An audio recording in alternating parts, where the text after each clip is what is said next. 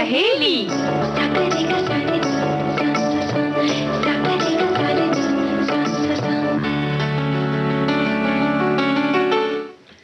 सभी सखियों और श्रोताओं को मंजरी वर्मा और रेणु चतुर्वेदी का नमस्कार। नमस्कार मंजरी, कैसी हो? बस बिल्कुल ठीक है। मौसम के मजे लिए जा रहे हैं? हाँ, मौसम के मजे तो लिए जा रहे हैं क्योंकि भाई थोड़ा थोड़ा सा अब सर्दियां कम होने से हाथ पांव खुलने लगे हैं, है ना? खुलने लगे हैं और लगता है कि जो हम पहले सर्दियों में काम नहीं कर रहे थे उन कामों को अब कर लिया जाए। हाँ, लेकिन वैसे काम तो कोई रुका नहीं था, लेकिन हाँ, वो जो अतिरिक्त वाला था, शौक वाला था, वो सब पे थोड़ी सी पाबंदी लग गई थी। और लेकिन कुछ ऐसी हमारे यहाँ इतनी परंपरा हमारी समृद्ध है, योग प्राणायाम इन सब की, उसी में कुछ मुद्राएं हैं हाथ की जो हमें बैठे बैठे शरीर को गर्माहट देती हैं और कहीं ना कहीं चिंता मुक्त करती हैं। ऐसी बहुत सारी मुद्राएं हैं, तो आज हम उन पर चर्चा करेंगे। हाथ की मुद्राएं कैसे करते हैं, उनके क्या फायदे हैं, क्या नाम है उनका, है ना? जी, उन पर करेंगे। और इसके साथ ही जो दादी माँ के नुस्खे हैं, तो उसमें हम दालचीनी पर बात करेंगे। दालचीनी के प्रयोग की बात करेंगे और वहीं मंगलसूत्र और सिंदूर के बारे में टूटती वर्जनाएं क्या हैं, आज उनका क्या स्वरूप बदल चुका है, उस पर भी थोड़ी सी चर्चा करेंगे। और आप खुद क्या सोचते हैं कि इनकी मतलब किस तरह से जो हमारी परंपरा है मंगलसूत्र के बारे में या सिंदूर के बारे में, क्या उसको बिल्कुल उसी तरह से हमें निभाना चाहिए या हम थोड़ा थोड़ा उसमें छूट ले सकते हैं? बिल्कुल, ये सही बात है। और देखिए रेणु जी, हर जो भी हमने विषय बताए तो हमारे सभी सखियों और श्रोताओं को इंतजार होगा। हाँ, है ना? बिल्कुल सही। तो भाई इंतजार, वो विषयों पर हम क्या चर्चा करेंगे और वो क्या हमें भेजेंगे, इस पर होगा। और साथ में हमारी जो गीत मंजरी का विषय है वो भी इंतजार है। क्या बात है, ये बड़ा अच्छा संयोग है। तो फिलहाल इंतजार का सब लोग करें इंतजार गीत मंजरी के इस विषय का, लेकिन हम आपके इंतजार की अब बिल्कुल भी वो नहीं करते हैं, घड़ी खत्म करते हैं और सुनाते हैं गीत। जी।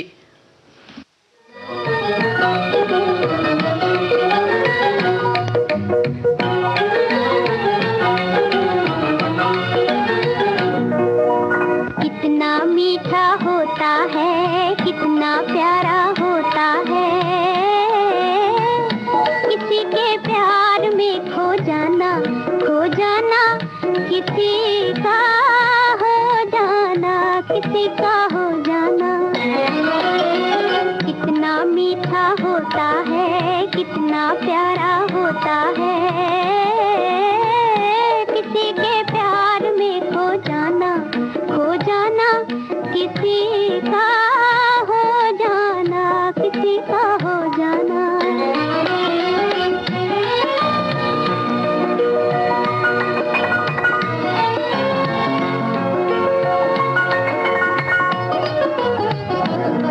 क्या यही है वो दौर जिसमें हया का है सरूर? क्या यही है वो नशा जिसमें हजारों दिल है चूर? क्या यही जो दिल में रहकर भी है दिल से दूर दूर? क्या इसकी जोत से फैला वीराने में नूर? कितना मीठा होता है, कितना प्यारा होता है, किसी के प्यार में खो जाना किसी का हो जाना, किसी का हो जाना।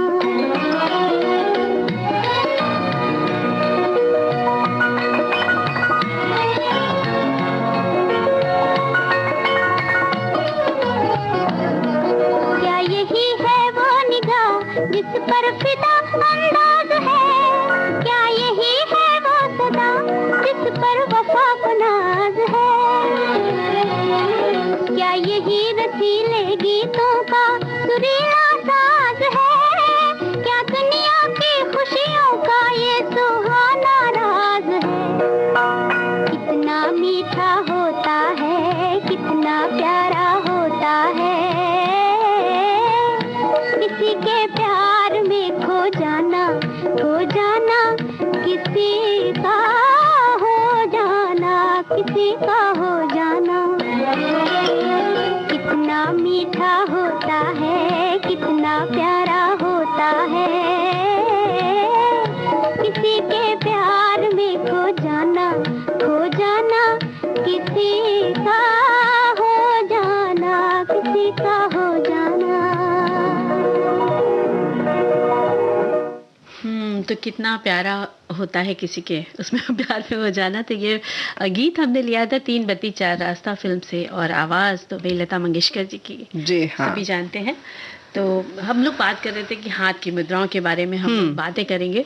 तो ये ऐसी मुद्राएं होती ना रेणु जी कि आप घर में किसी भी वक्त आप बैठे हैं, टीवी देख रहे हैं, ज़्यादातर टीवी देख रहे हैं तो आपके पास टाइम ही रहता है, तो उसी समय ये मुद्रा कर लीजिए। बिल्कुल। और एक बात और है कि वैसे भी हमारे जो हाथ हैं ये बहुत समृद्ध हैं। इसी में जैसे हमारा 5 तत्व से हमारा शरीर बना है ना, तो वायु, गगन, अग्नि, तो ये सारी मिट्टी है, तो आकाश है, ये सारी चीजों से मिलकर बना है और ये सारे हमारे हाथ में है। तो इसी को संतुलित करने से हमारा शरीर जो है वो निरोगी रहता है, और बहुत सारी चीजें जो असंतुलन हमारे शरीर में होता रहता है तो इनसे हम उन्हें संयमित कर सकते हैं। बिल्कुल। तो शुरू करते हैं। सबसे पहले बात आती है ज्ञान मुद्रा की, और हम सब जानते हैं कि जब हम बैठते हैं योग आदि के लिए तो पालथी मार लेते हैं और दोनों हाथ जिस मुद्रा में रखते हैं वो ज्ञान मुद्रा है, लेकिन थोड़ा सा उसे स्पष्ट करना जरूरी है ना। जी, ज्ञान मुद्रा जो होती है वो अंगूठे को आप तर्जनी के पहले पोर से आप टच करके बैठते हैं, स्पर्श करके बैठते हैं, और 3 उंगली एकदम सीधी होनी चाहिए इस मुद्रा में। और 10 से 15 मिनट तक अगर आप इसको रोज करते हैं तो इसके फायदे अनेक होते हैं कि ध्यान बढ़ाने में पहली बात तो मदद मिलती है, और साथ साथ एकाग्रता बढ़ती है, स्मरण शक्ति मजबूत होती है, और जो तंत्रिका तंत्र यानी नर्वस सिस्टम होता है उसको बहुत मजबूती मिलती है।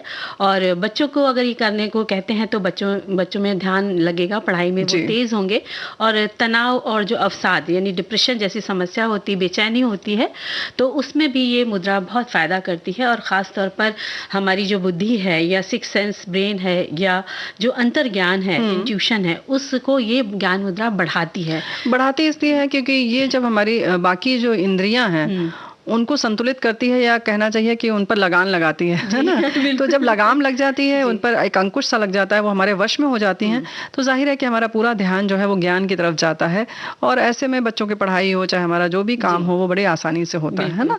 और इसके बाद बात होती है कि वायु मुद्रा, और इसी के लिए अगर हम इसी तर्जनी को अंगूठे के ऊपरी भाग पर नीचे रखें, यानी कि जहाँ से अंगूठा शुरू होता है, जिसको कहते हैं मूल अगर अंगूठे का, तो वहां पर हम अपनी तर्जनी को रख दें, यानी कि मोड़ के, जैसे अगर मुट्ठी बांधते समय अपनी रखते हैं वैसे पूरे जैसे मुट्ठी बांधते हैं तो सारी उंगलियों को अंदर करते हैं।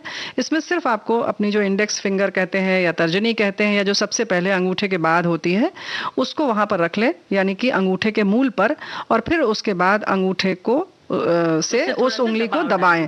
जी हाँ, और फिर अंगूठे से उस पर दबाव बनाएं तो वायु मुद्रा बन जाएगी। इससे वायु से जुड़े हुए जो भी दिक्कत हैं आपके शरीर में वो दूर हो जाएंगी, यानी कि वायु तत्व है संतुलित रहेगा। पेट में जैसे गैस बनना, वात रोग से की वजह से जैसे दर्द होता है, वैसे सच बात तो यह है कि वात जब हमारा संतुलन बिगड़ता है तो इसी से चक्कर आना, उल्टी होना, ये सब कुछ होता है। केवल जोड़ों का दर्द नहीं, बाकी जो भी समस्या होती है इन्हीं के हलचल से होती है। तो इस तरह से पिंडलियों में दर्द और ये सब जो हैं, जो खाना का भोजन का न पचना, ये सारी चीज़ें जो है हमारे वात के बिगड़ने से होता है। तो ये मुद्रा जो हमने बताया कि आप अपने अंगूठे के जहाँ मूल है, जहाँ से शुरू होता है, वहाँ पर अपनी तर्जनी को रख लें, और उसके बाद अपनी तर्जनी उंगली को ऊपर से जिस तरफ नाखून है उस तरफ से अंगूठे से उसे दबा लें, और दोनों हाथ को ऐसे ही रख कर बैठ जाए। चाहे अगर आप कुर्सी सोफे पर बैठे हैं तो अपनी जांघों पर रख लें दोनों हाथ को, अगर आप पालथी मार कर बैठे हैं यानी कि जिसको कहते हैं पद्मासन में बैठे हैं, तो अपने दोनों घुटने की तरफ रख लें। वो मुद्राएं आपने बहुत सारी जगह देखी भी होंगी। तो ऐसे कम से कम 10 से 15 मिनट तक बैठेंगे तो आपको लाभ अवश्य मिलेगा। बिल्कुल। और रेणु जी, ये मुद्राएं जो है ना, वो जैसे आप लेटे लेटे आप प्रोग्राम सुना, जैसे अभी हमारा प्रोग्राम सुना, तो उस समय भी ये मुद्रा आप कर सकते हैं। हाँ, लेकिन इस समय बैठ के सुनिए प्रोग्राम, क्योंकि चाय वाय पी रहे होंगे आप, नहीं तो आपने खाना खाया होगा, तो खाना खाने के भी कम से कम 1 घंटे तक तो बैठे ही रहना चाहिए। जी। अब इसके बाद आती है शून्य मुद्रा या आकाश मुद्रा। तो ये जो है वो आकाश तत्व को संतुलित करती है, और साथ ही साथ आंख, नाक, कान, जिह्वा, गले, आंखों की रोशनी अगर कम होती तो ये मुद्रा बनाए तो आपको फायदा होगा। इसके साथ साथ दांत के रोग हैं, गले टॉन्सिल्स है, गले की खराश को दूर करती है। और इसमें आपको ये मुद्रा बनानी कैसी है कि आप अपनी बीच वाली उंगली को, जो जिसको मिडिल फिंगर कहते हैं, उसको अंगूठे के जो ऊपरी भाग होता है, ऊपरी पोर होता है, बस उस पर आपको टच करना है, यानी कि वो मध्यमा जिसको कहते हैं, इन दोनों के पोर को आपस में दबाना है एक तरह से। हाँ, और बस बाकी उंगलियां जो 3 रहेंगी वो सीधी रहेंगी। तो इस मुद्रा को भी कर सकते हैं और फायदा आपको मिलेगा। 10 से 15 मिनट आपको करनी है कोई भी मुद्रा। ये कह सकते हैं कि ज्ञान मुद्रा में जैसे अगर हम तर्जनी रखते हैं वैसे ही इसमें मध्यमा को लेकर आप अंगूठे के साथ इसको करेंगे और बाकी उंगलियां सीधी रहेंगी। तो कोशिश करें इसको और इसको शुरू कर सकते हैं आप अपनी कोई समस्या है तो। नहीं तो ज्ञान मुद्रा तो आप वैसे भी कर सकते हैं। अब बात आती है पृथ्वी मुद्रा की। अपनी रिंग फिंगर यानी अनामिका जो है, जो मध्यमा के दूसरी तरफ है, उससे अंगूठे को से स्पर्श कराना है। दबाव बनाकर रखें, बाकी उंगलियां सीधी रहेंगी। तो इससे जो बाल टूटने आदि की समस्या है वो, त्वचा में जो झुर्रियां पड़ती हैं यानी कि जो हम उम्र दिखने लगती है उस पर एक तरह से थोड़ा सा उसे हम डिले कर सकते हैं। दिल के लिए बहुत उपयोगी है। अब दिल के लिए, दिल लगाने के लिए नहीं बल्कि दिल से जो समस्या जुड़ी हुई होंगी उनके में आपको उनसे राहत मिलेगी। तो इसे 10 से 20 मिनट तक करें तो पृथ्वी मुद्रा भी काफी लाभदायक होती है। और इसके साथ साथ हम करेंगे सूर्य मुद्रा के बारे में बताएंगे। तो अब क्या करना है कि सूर्य मुद्रा जो होती है उसे अग्नि मुद्रा या वेट लॉस मुद्रा भी कहा जाता है। जो आपकी रिंग फिंगर है, जो आप इसको अनामिका कहते हैं, उसको अंगूठा यानी अंगूठे के नीचे जो हथेली की तरफ उभरा हुआ भाग होता है उस पर आपको रखना है अपनी अनामिका को और ऊपर से अंगूठे को लाते हुए उसको दबा डालना है। जैसे कि हमने वायु मुद्रा में बताया था जिसमें कि हम अनामिका को रखते हैं, ऐसे ही इसमें आपको दबाना है। और 10 से 15 मिनट आपको इसको पहले करना है। और नहीं, शुरुआत आप 5 मिनट से करिए, 1-1 मिनट से करिए। और जिनका कोलेस्ट्रॉल बढ़ा रहता है उसको ये कम करता है, वजन कम करता है। और जिनका मेटाबॉलिज्म जो होता है वो उसके स्तर को कम करता है बढ़े हुए को। और एनर्जी जो बन नहीं पाती है, जो मतलब फैट के रूप में डेवलप हो जाती है, तो उसको वो ठीक कर देता है। और सूर्य मुद्रा करने से ये नियंत्रित होती है और ठंड भी दूर होती है और सुस्ती गायब होती है, क्योंकि ये गर्माहट आपको देती है आपके शरीर को। तो शरीर में एक तरह से ऊर्जा का संचार हो जाता है और चय पचय जो हमारा जो होता है वो उसको पूरी संतुलित करता है। तो एक बार फिर से बता दें, सूर्य मुद्रा में आपको जो अनामिका अंगुली है उस पर उसको रखना है अपने अंगूठे के जो मूल में, जहाँ से शुरू होता है अंगूठा वहाँ पर, और उसके बाद अंगूठे से उसको दबाना है। तो जैसे वायु मुद्रा में हमने बताया था तर्जनी से को दबाना होता है, वैसे इसमें अनामिका को। तो इस तरह से हमने आज आपको 5 मुद्राएं बताई। हम उम्मीद करते हैं कि आप इसे ज़रूर करेंगे। इसको आप कभी भी बैठ कर सकते हैं और लेटे हुए, टहलते हुए भी कर सकते हैं। तो इसमें कोई इतना ज़्यादा सोचने की ज़रूरत नहीं है, बस इसका लाभ उठाइए और करिए इसको। फिलहाल हम गीत सुनवाते हैं।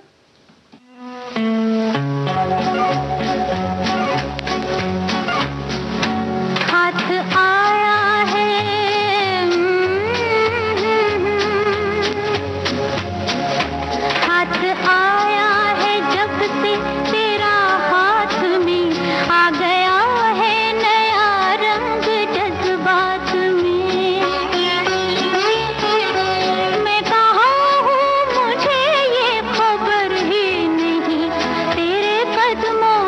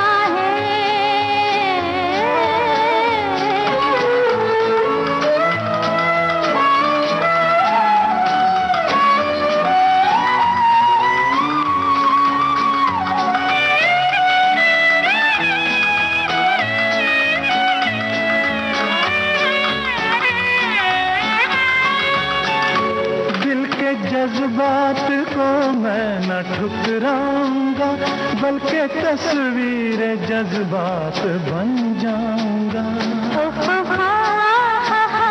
हक मोहब्बत का, हक मोहब्बत का होता है कैसे अदा, वक्त आया तो मैं ये भी दिखलाऊंगा, वक्त आया तो मैं ये भी दिखलाऊंगा। प्यार के देवता के कदम चूम कर जिंदगी नजर कर दूंगी सौगात में। अब ना घबराओ मंजिल की दूरी से तुम अकेले नहीं, मैं भी हूँ साथ में। हाथ आया है,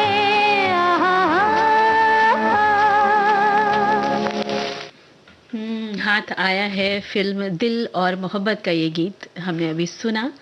और देखिए, हम लोगों ने बातें करी थी ना कि मंगलसूत्र और सिंदूर के बारे में। तो वर्जनाओं पर हमारे एक साथी ने पर्यायवाची इसके लिखकर भेजे हैं। टूटती वर्जनाएं, वर्जना का पर्यायवाची निषेध, मनाही, प्रतिबंध। तो ये इन्होंने 3 शब्द लिखकर भेजे हैं। तो बात तो बिल्कुल सही है, लेकिन बहुत सारी चीज़ें जो हैं वो टूट रही हैं। ये जो प्रतिबंध थे उन्हें बहुत सारे लोग नकार रहे हैं। तो बात तो सही है कि मंगलसूत्र और सिंदूर सुहागिन स्त्रियों के सौभाग्य का प्रतीक है, पहचान है। और हमारे भारत देश की अगर बात करें तो गौरवपूर्ण संस्कृति और विवाह संस्कार में मंगलसूत्र और सिंदूर का महत्वपूर्ण स्थान है। सुहाग के प्रतीक के रूप में ये विवाहित स्त्रियों को पहनना और लगाना ज़रूरी होता है। प्राचीन समय में हल्दी से रंगा धागा मंगलसूत्र के रूप में वधू को पहनाया जाता था और एक गांठ वर को लगानी होती थी, 2 बहन को कुल 3 गांठ लगाई जाती थी। मंत्र पढ़ा जाता था, उसे मंत्र सिक्त किया जाता और विवाह एक पवित्र रिश्ते में बंध जाता था। सब चीज़ों का कहते हैं ना कि एक मानसिक बंधन हो जाता है। आपने कोई चीज़ ऐसे ले ली तो एक वो प्रतीक के तौर पर हो जाती है कि हम बंध गए, है ना। और सुहागिन स्त्री के 16 श्रृंगारों में मंगलसूत्र को बहुत ही प्रमुख माना जाता है। और आधुनिक समय में मंगलसूत्र का स्वरूप जो था वो बदल गया और अब ये सोने के गुरियों यानी सोने की मोतियां है, पेंडेंट है, लॉकेट जिसे कहते हैं, और काले मोतियों को धागे में पिरोकर, काले धागे में पिरोकर बनाया जाता है। और ऐसा माना जाता है कि मंगलसूत्र पति पर आए हुए संकटों को हर लेता है और इसे कभी गले से नहीं उतारा जाता है और ताउम्र इसको पहनना होता है। इसी तरह मांग में सिंदूर लगाने का आशय है कि पति के आयु बनी रहे, दीर्घायु हो और वो नारी धर्म की इस श्रेष्ठ परंपरा को जो सुहागिनें हैं वो जीवन भर निभाती हैं। सिंदूर में पहले पारा मिलाया जाता था, लेकिन अब ये लगभग समाप्त हो गया है। अब एक वृक्ष में एक फल आता है और वो सिंदूर उससे बनता है, बहुत सुंदर उसका रंग आता है और इससे किसी भी प्रकार का कोई नुकसान तो नहीं होता। लेकिन अब जो नकली आ रहा है उससे जाहिर है नुकसान होता है, बहुत सारे लोगों को रिएक्शन होता है। सिंदूर और मंगलसूत्र के साथ ही माथे की बिंदिया हो, पैर की बिछिया हो, नाक की लौंग, हाथ में चूड़ियाँ सब उतना ही महत्वपूर्ण स्थान रखती हैं। इनको तो पहनना ही है, लेकिन समय के परिवर्तन के साथ ही इसके बारे में लोगों के विचार भी बदलने ही लगे हैं। बिल्कुल। और जो आज है, आज जो सिंदूर की जगह वो लिक्विड सिंदूर और लिपस्टिक लगाने का चलन हो गया है और कारण यही कि महिलाओं को काम के सिलसिले में बाहर निकलना होता है और कभी कभी ऐसा होता है कि गर्मी और पसीने से सिंदूर बहने लगता है तो मेकअप खराब हो जाता है। तो इस तरह और फैशन और वेस्टर्न ड्रेसेस के कारण भी जीन्स पहनी है, गाउन पहनना है तो उसमें भी लगता है कि इस हिसाब से नहीं पहने तो उस हिसाब से वो लोग बदल लेते हैं कि नहीं। लेकिन फिर भी क्या होता है कि पूजा में पीला सिंदूर सुहाग के तौर पर गौरा जी को चढ़ा कर लिया जाता है और अपनी मांग में लगाया जाता है। ऐसा जब ओकेजन होता है, उत्सव होता है तो वो सब करते हैं और विशेष पूजाओं में तो भाई सिंदूर का बहुत महत्व होता है। हाँ, ये बात तो है। हमारे साथी ने लिखकर भेजा है, मांग में सिंदूर, गले में मंगलसूत्र, हाथों में लाल हरी चूड़ियाँ, यही विवाहिता की पहचान है। समय बदल गया, चूड़ियाँ तो गायब ही हो गए, सिंदूर भी गायब ही हो गए। कभी मन न किया तो एक मंगलसूत्र डाल लिया और इन तीनों को 30 त्योहार में पहन लिया। मैं भी मानती हूँ कामकाजी हो या घरेलू जिंदगी तुम्हारी है, जैसे रहना है रहो, कोई जोर नहीं होना चाहिए। किसी भी महिला की सुंदरता में ये 4 चांद ही लगाते हैं, मर्जी तुम्हारी। कुछ इसी तरीके की बात और भी लोगों ने भावनाएं लिखी हैं।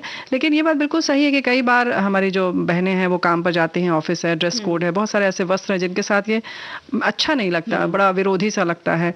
तो ये सब है कि उसको एक आभूषण पहनकर काम करना भी कभी कभी बहुत सारे ऐसे काम में दिक्कत होती है। अक्सर नकली सिंदूर के कारण, जैसे हमने पहले ही कहा, कि रिएक्शन करता है, खुजली होती है, बाल झड़ते हैं।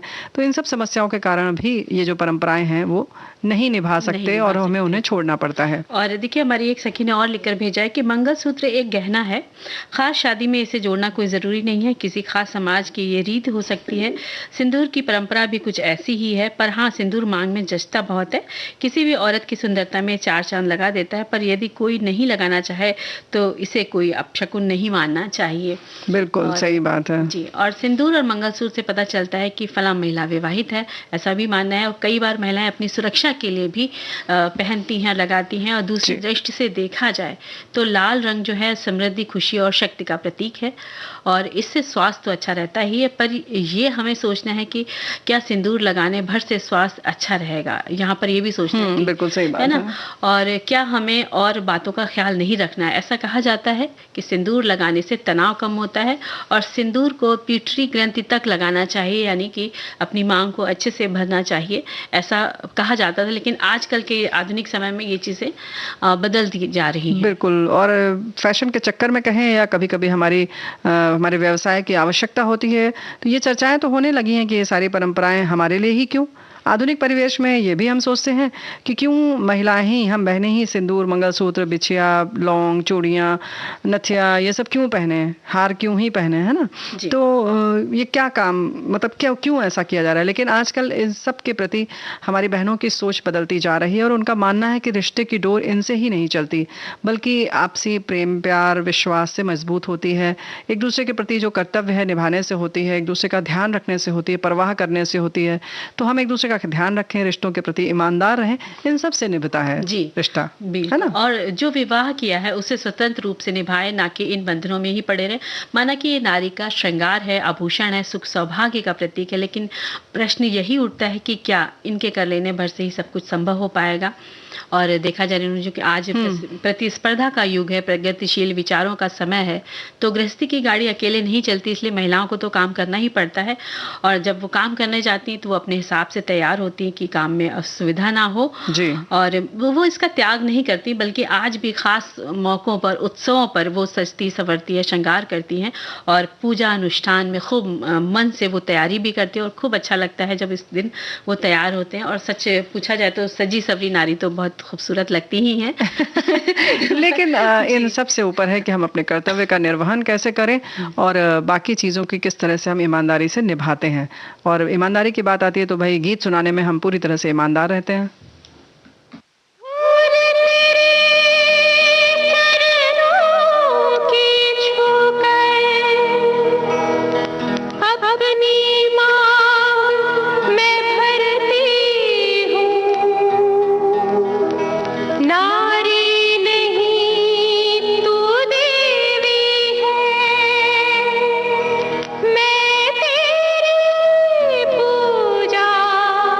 करती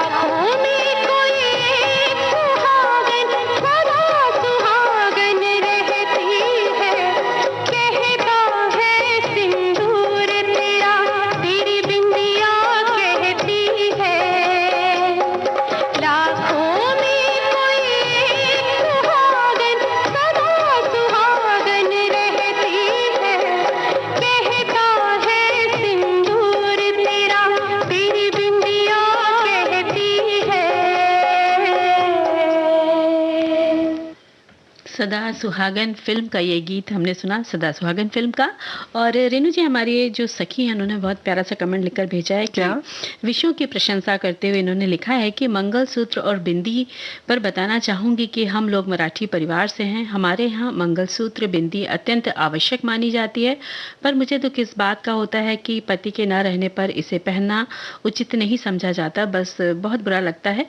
सबसे ज़्यादा इस बात का दुख होता है कि सालों एक साथ गुजारने के बाद पति चला जाए तब भी यही रस्म।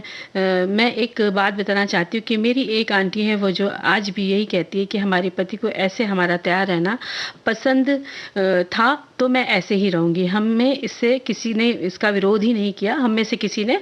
और नई पीढ़ी की बात ये है कि पत्नी नहीं है, ये बात तो पति को देखकर पता नहीं चलती, फिर ये पति के गुजर जाने के बाद ही क्यों। सबके अपने अपने विचार हैं और सबको जीने का हक है, सब अपने हिसाब से रहें, बस खुश रहें। बिल्कुल बात सही है। और ये इसीलिए बिल्कुल हम अगर जैसे परिवार में बहुत झगड़ा कर रहे हैं, बहुत ठीक से नहीं रह रहे हैं, आपस में संबंध हमारे मधुर नहीं है, लेकिन इन सारे जो हमारे सुहाग के प्रतीक हैं उन्हें हम पहन रहे हैं, तो ये ठीक नहीं है। लेकिन फिलहाल समय हो रहा है एक ब्रेक का, है ना?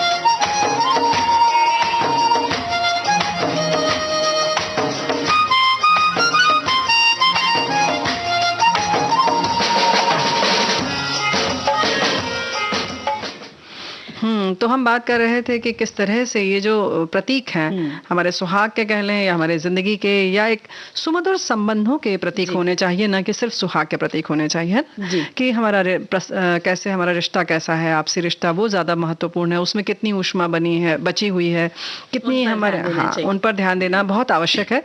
और फिर उनके साथ जब ये आप सजते संवरते हैं तो अच्छा लगता है। जैसे इन्होंने बहुत अच्छा लिखा है कि अगर उनके पति को ये पसंद था तो उन्हें वैसा ही रहना चाहिए। अक्सर ऐसा होता है कि बच्चों को भी कुछ ऐसा ही लगता है कि नहीं हमारी माँ ऐसे रहें, पिता के न रहने पर भी, लेकिन समाज के भय से फिर उन्हें उस तरीके की चीज़ों को जब अपनाना पड़ता है तो वाकई बड़ा दुखद होता है। इसी तरह से ये जो प्रतीक चिन्ह जिनकी हमने बातें की आजकल, उनके संग संग और भी बहुत सारे रीति रिवाज हैं जिन्हें हम समाज की वजह से कभी कभी बहुत जल्दी में कर देते हैं और कभी कभी बहुत विस्तार से करना पड़ता है। तो कुछ ऐसी चीज़ें हैं कि जितनी आपकी ज़रूरत है, जो आपके परिवार की आवश्यकता है और परिवार के लोग जिसमें खुश रहें, वो काम करना ज़्यादा महत्वपूर्ण है ना। और क्योंकि सच बात है कि अब बहुत सबकी भूमिकाएं बदल चुकी हैं समाज में, परिवार में, हर तरह से, तो उसी हिसाब से चलना होगा। और फिलहाल सभी इंतजार करते हैं कि खुशियां नसीब हों, लेकिन फिलहाल हमें इंतजार है गीत मंजरी कार्यक्रम का और हमारे श्रोताओं को भी है जी बिल्कुल। और जैसा कि इंतजार एक ऐसा शब्द है रेणु जी कि जिसके अंदर एक नव अंकुर के फूटने का वो पल छुपा होता है जिससे नव रचना का विकास होता है। सारी सृष्टि ही किसी न किसी का इंतजार अपने अनुसार करती है, एक बदलाव, एक परिवर्तन का रस लेकर आनंदित होती है। प्रतीक्षा, इंतजार, आशा, आस जिंदगी में हर किसी को होती है। किसी ने किसी का इंतजार ना किया हो ऐसा हो ही नहीं सकता। जी हाँ, ये धरती, ये आकाश, ये प्रकृति सभी किसी न किसी का इंतज़ार करते हैं। जैसे कि इस मधुमास का इंतज़ार किया पूरी कायनात ने, क्योंकि सभी नव कोपलों को आगे आने का इंतज़ार था, फूलों को खिलने का इंतज़ार था। और इसी तरह से धरती को भी जब इंतज़ार होता है कि आकाश से मेघ की वर्षा हो, कब धरा के अंदर से प्रस्फुटित होंगे असंख्य मिट्टी में दबे बीज, अंकुर फूटेगा, तरुवर बनेगा, कब नन्हा सा पौधा अपनी नन्ही पलकों को खोलेगा, अंगड़ाई लेकर उस नील गगन को निहारेगा, चारों ओर फैली धरती को और आसपास के अन्य पौधों को अपने संग संग बढ़ता देखेगा। कितना इंतजार होगा उसको। और कितनी कोमल हरी पत्तियां शनय शनय बढ़कर सघन रूप ले विशाल वृक्ष बनने का इंतजार करती हैं, और इंतजार तब उनका शुरू हो जाता है कि नित्य नवीन क्या रूप बदलेगा और क्या क्या परिवर्तन उसको देखने होंगे। और ऐसी ही प्रकृति को इंतजार होता है मौसमों के बदलने का, कि कब वर्षा ऋतु होगी, कब ग्रीष्म, कब शरद, कब हेमंत, कब शिशिर और कब बसंत की बहार होगी। समय के परिवर्तन का इंतजार का परिणाम वृक्षों पर कली, फूल, फल का आगमन हो, और कब बसेरा करेंगे अनगिनत पंछी जो बनाते हैं अपना घोंसला वृक्षों की शाखों पर। फिर एक रोज उन पंछियों को भी इंतजार होता है कि कब उनके घोंसले में गूंजेगी नन्हे नन्हे बच्चों की किलकारी। इंतजार होता है उन काले मेघों को भी कि उनके द्वारा बरसाया जल कितनों को जीवन देगा। और हम कहते भी यही हैं कि जल है तो जीवन है, कहाँ कहाँ वो बहता जाएगा। इंतजार करती हैं वो नदियाँ, झरने, तालाब, पोखर और सागर इस जल की धारा को अपने अंदर समाने का, कि कब उनका अंतर्मन गुलजार होगा, कितने जीव जंतु उनकी गोदी में लेंगे जन्म और कैसा होगा उनका संसार। एक इंतजार चलता रहता है संग संग। करके जिसका इंतजार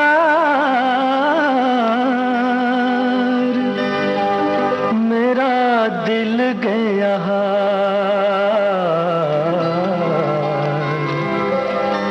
वही सपनों की शान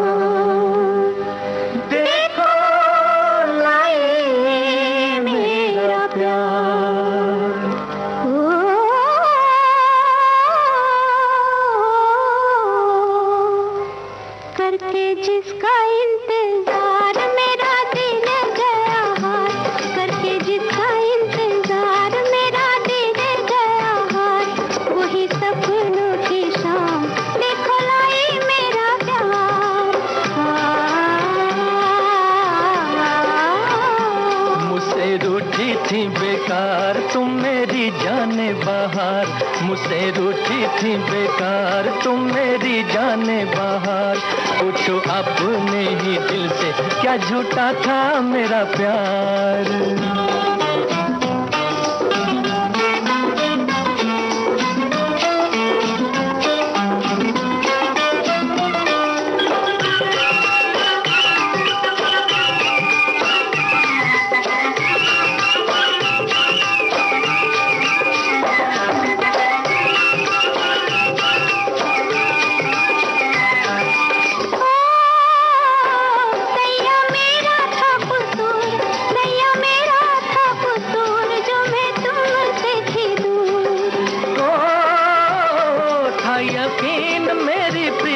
रंग लाएगी जरूर, रंग लाएगी जरूर। दोनों भैया पसार थके जिसको पुकार, वही सपनों की शाम देखो लाई मेरा प्यार। करके जिसका इंतजार मेरा दिल गया हार, वही सपनों की शाम देखो लाई मेरा प्यार।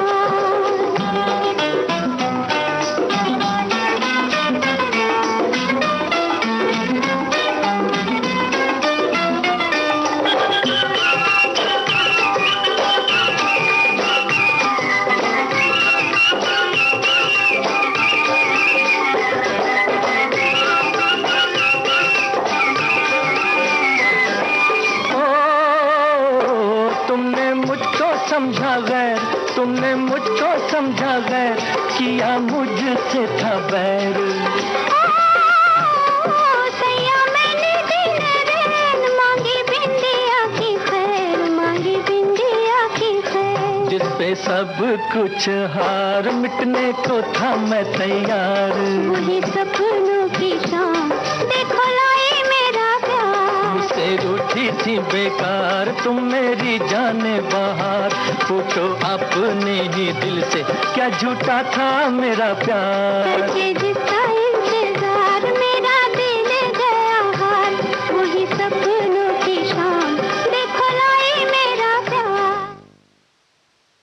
इंतजार हर प्राणी के जीवन से जुड़ जाता है। हम सब भी तो किसी न किसी का इंतजार करते हैं। जैसे जैसे एक जीवन की शुरुआत होती है वैसे वैसे उसके बढ़ने का इंतजार शुरू हो जाता है। वो वक्त भी आता है जब एक नन्हा शिशु जन्म लेने वाला होता है। उसकी माँ को इंतजार होता है कि कैसा होगा वो।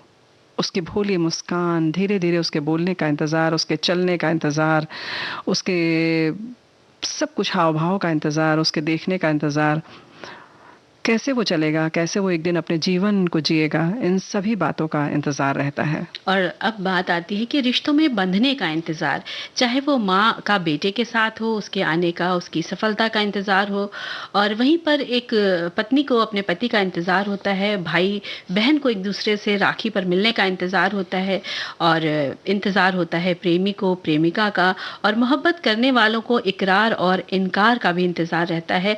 वैसे ही मुसाफिर को अपने गंतव्य तक पहुंचने का इंतजार, और राह को राही का इंतजार, और पथिक को तरवर की शीतल छांव का इंतजार रहता है।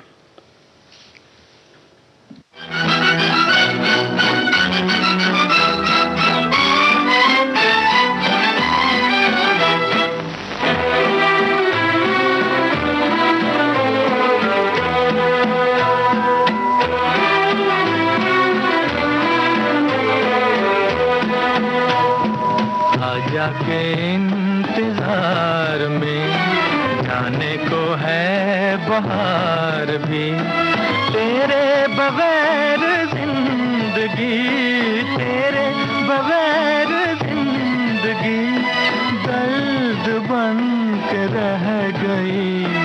आजा के इंतजार में जाने को है बहार भी।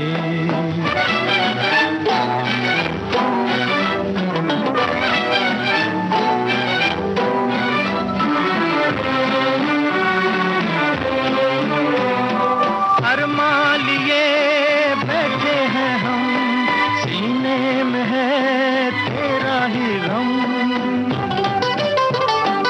अरमान लिए बैठे हैं हम, सीने में है तेरा ही गम। तेरे दिल से प्यार की वो तड़प किधर गई। आजा के इंतजार में जाने को है बहार भी, तेरे बगैर जिंदगी दर्द बन के रह गई। आजा के इंतजार में जाने को है बहार भी।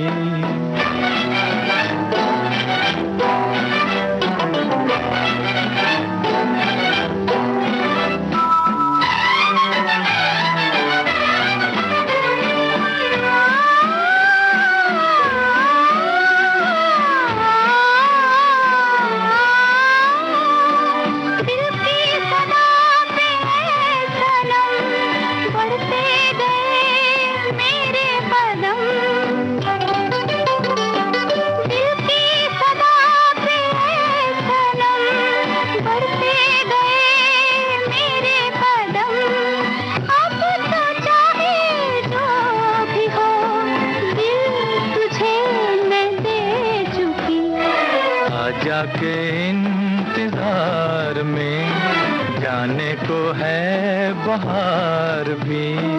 तेरे बगैर जिंदगी, तेरे बगैर जिंदगी दर्द बन के रह गई। आजा के इंतजार में जाने को है बहार भी।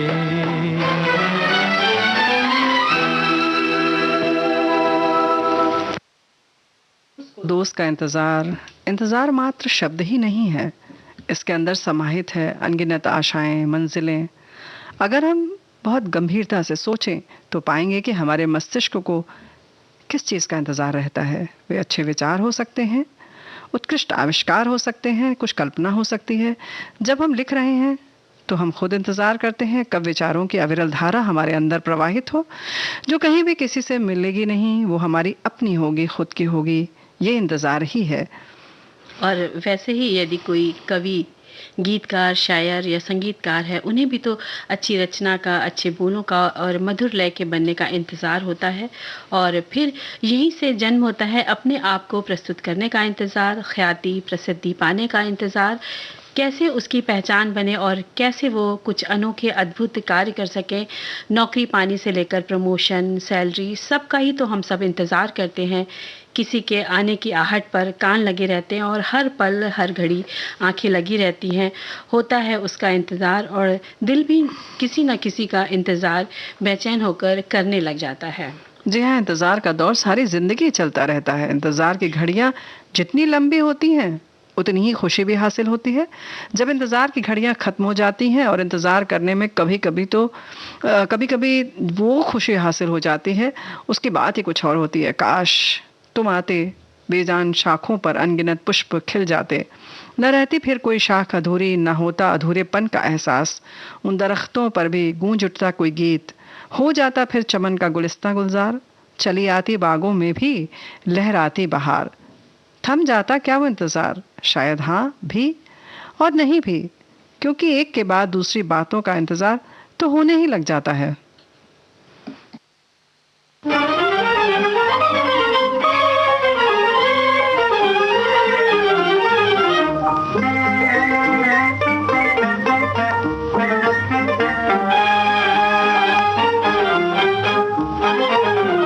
जिया बेकरार है, छाई बहार है, आजा मोरे बालमा तेरा इंतजार है। जिया बेकरार है, छाई बहार है, आजा मोरे बालमा तेरा इंतजार है। ओ सूरज देखे, चंदा देखे, सब देखे हम तरसे हो, सब देखे हम तरसे। ओ सूरज देखे, चंदा देखे, सब देखे हम तरसे हो, सब देखे हम तरसे।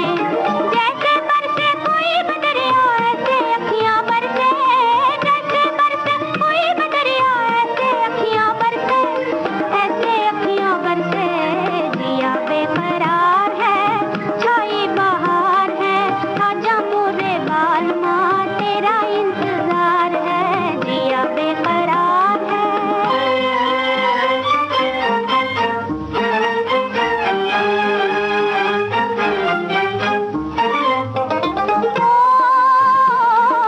नैनों से एक तारा टूटे, मिट्टी में मिल जाए हो, मिट्टी में मिल जाए। ओ नैनों से एक तारा टूटे, मिट्टी में मिल जाए हो, मिट्टी में मिल जाए। आंसू की बरसात बलमुआ दिल में आग लगाए, आंसू की बरसात बलमुआ दिल में आग लगाए, दिल में आग लगाए। जिया बेकरार है, छाई बहार है, आजा मोरे बालमा तेरा इंतजार है। जिया बेकरार है।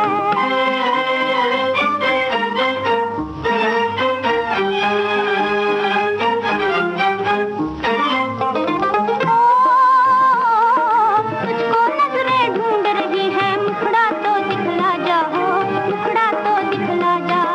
ओ तुझको नजरें ढूंढ रही है, मुखड़ा तो दिखला जा हो, मुखड़ा तो दिखला जा।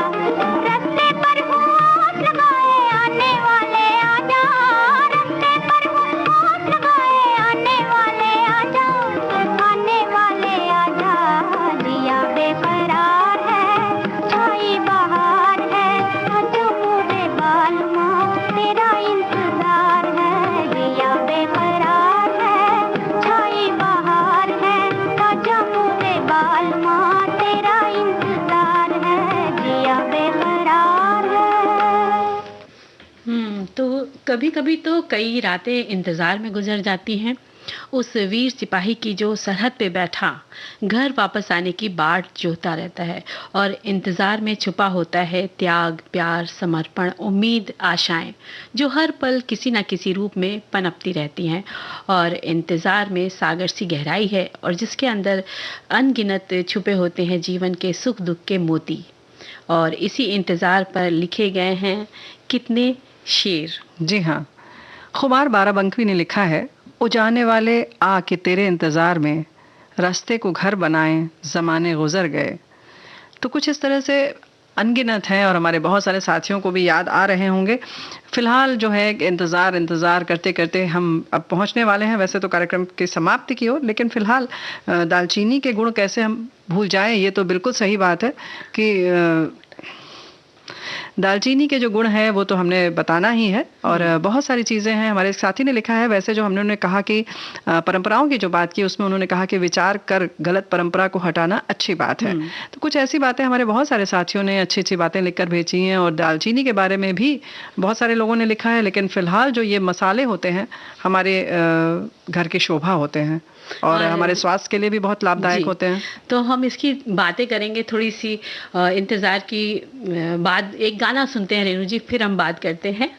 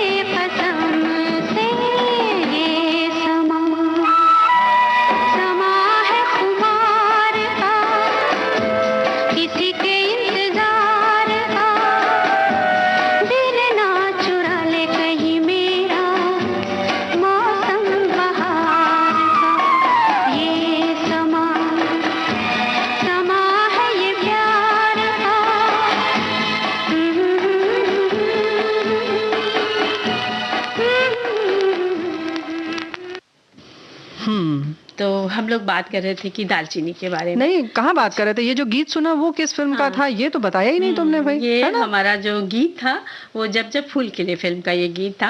वैसे भी आजकल बाहर है, मौसम ऐसा है कि जगह जगह फूल खिले हुए हैं, तो फूलों की बात तो होती रहेगी, लेकिन जो हम बात कर रहे थे कि जो मसाले होते हैं वो सिर्फ स्वाद नहीं बढ़ाते हैं बल्कि हमारे स्वास्थ्य भी बढ़ाते हैं और दुरुस्त रखते हैं ना। बिल्कुल। और गरम मसालों में दालचीनी के बारे में संस्कृत के प्राचीन ग्रंथों में आयुर्वेदिक चिकित्सा में इसके उपयोग की बात बात होती है और भारतवर्ष में ही हजारों वर्षों से इसका गरम मसाले के तौर पर प्रयोग होता आ रहा है। और दालचीनी की छाल तेज पत्ते की वृक्ष की छाल की तरह से अधिक पतली और अधिक सुगंधित होती है और इसके फूल छोटे हरे या सफेद रंग के होते हैं और इसकी पत्ती भी सुगंध से भरी होती है। और हिंदी में इसे दालचीनी सब जानते ही हैं, ऐसे ही दालचीनी भी कहते हैं, दारचीनी कहते हैं, कुछ कुछ बदलते बदलते होता चला गया। वहीं अंग्रेजी में आप सब जानते हैं सिनेमन कहते हैं इसे।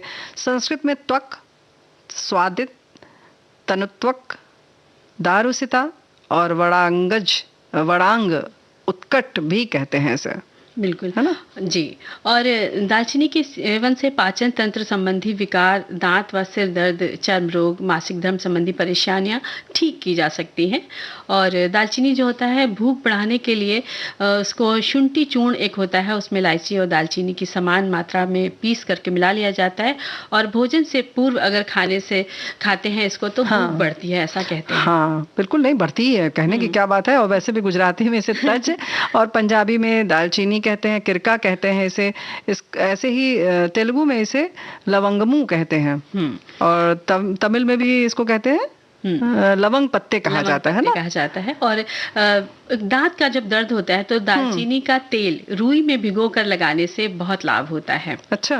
और इसके 5 से 6 पत्तों को पीसकर अगर मंजन करते हैं तो दांत साफ चमकीले होते हैं और इनके पत्तों का लेप माथे पर लगाने से सिर दर्द में आराम मिलता है। तो रेणु जी ऐसा नहीं लग रहा है कि इस वृक्ष की सारी चीजें उपयोगी हैं? हाँ ये बात तो है। और खांसी में भी आधा चम्मच दालचीनी का पाउडर ले लें और 2 चम्मच शहद मिलाकर सुबह शाम अगर इसको चाटेंगे तो खांसी से राहत पाएंगे और दस्त में भी इससे फायदा मिलेगा जी। और थोड़ी गर्माहट रहती है तो पेट भी ठीक रहता है इससे। और नाक के रोग में भी दालचीनी, लौंग, सौंठ 1 लीटर पानी में उबाल कर आधा कर लें और इसे छान कर दिन में 3 बार आप इसको ले सकते हैं। और पेट फूलने पर इसका चूर्ण और शहद मिलाकर आप ले लें तो आराम मिलेगा। भाई वहीं पर वजन कम करना एक बड़ा भारी कहना चाहिए कि वो हो जाता है ना, चुनौती है हम सबके लिए।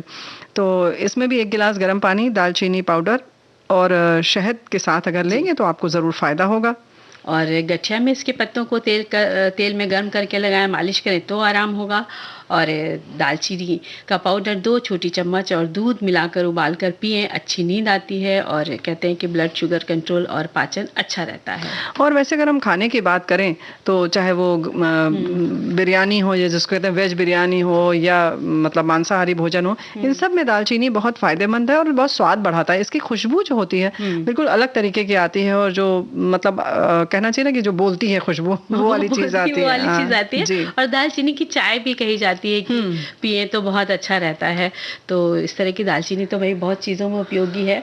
और हमारे बहुत सारे साथियों ने संदेश भी लिखकर भेजा है कि ये देखने में लकड़ी जैसी है मसाले के रूप में। हालांकि इन्होंने लिखा है कि टुकड़े के पेड़ की टहनियां हैं, छिलके जो है भूरे रंग के दिखाई देते हैं, कोई सुंदरता नहीं है पर स्वाद लाजवाब है, अभूतपूर्व है। इसकी एक चुटकी अद्भुत स्वाद लाती है खाने में। पहले तो ये गरम मसाले में आती थी पर इसके अद्भुत स्वाद, अद्भुत औषधीय गुण के चलते बहुत सारे व्यंजनों में इसका उपयोग होने लगा। काढ़ा तो आम बात है, इसे सूप में, मीठे व्यंजन में, आंवले के मुरब्बे में भी डालते हैं। अगर चाय डायबिटिक पेशेंट है, गाजर के हलवे में इसे डालकर खा सकते हैं। स्वाद टेस्टी भी बहुत है, स्वास्थ्य के लिए भी अच्छा है। सूती कपड़े में बांधकर आप अपनी अलमारी में रख सकते हैं, सुगंध भी अच्छी रहेगी और जाहिर है कि मतलब सुगंध के लिए बहुत अच्छा है। और हमें लगता है छोटे मोटे कीड़े मकोड़े भी नहीं आएंगे। मुंह का स्वाद कसैला हो रहा है, छोटा सा टुकड़ा दालचीनी का मुंह में रख ले, एकदम मूड फ्रेश हो जाएगा। तो केक डेजर्ट में भी इसका प्रयोग तो लोग करते ही हैं आजकल ना। और हमारे एक श्रोता लिखते हैं कि दालचीनी मसालों के रूप में काम में ली जाती है, लेकिन ये पेट रोग, इन्फ्लुएंजा, टाइफाइड, टीबी और कैंसर जैसे रोगों में उपयोगी पाई गई है। दालचीनी का तेल बनता है। दालचीनी साबुन, दांतों के मंजन, पेस्ट, चॉकलेट, सुगंध व उत्तेजक के रूप में काम आती है। चाय, कॉफी में दालचीनी डालकर पीने से स्वादिष्ट हो जाता है और जुकाम भी ठीक हो जाता है। और हमारे सहेली कार्यक्रम में जो है ना, सखी सहेली कार्यक्रम में जो गीत सुनाते हैं उससे भी इस कार्यक्रम की रौनक बढ़ जाती है।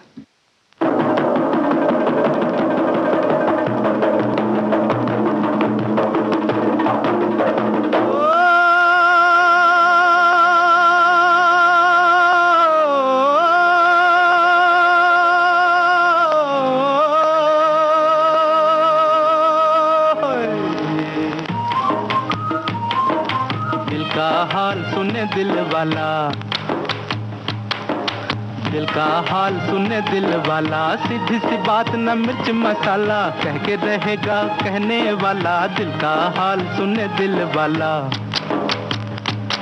आज दिल का हाल सुने दिल वाला, सीधी सी बात न मिर्च मसाला, कह के रहेगा कहने वाला, दिल का हाल सुने दिल वाला।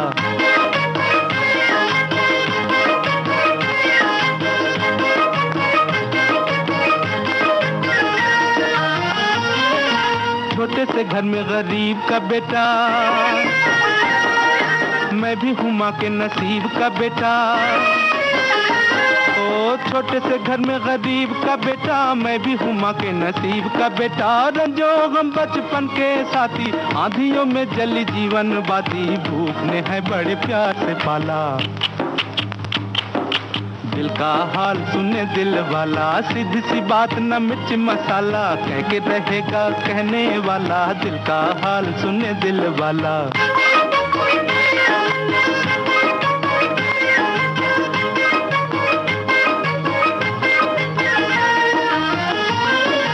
हाय करूं क्या सूरत ऐसी, गांठ के पूरे चोर के जैसी।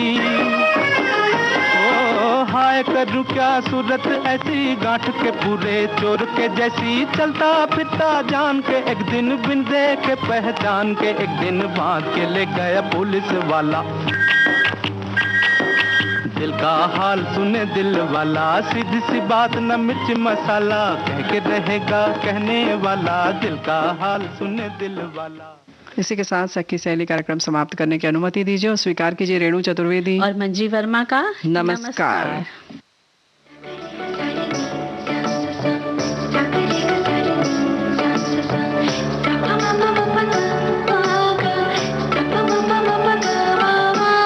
सखी सहेली।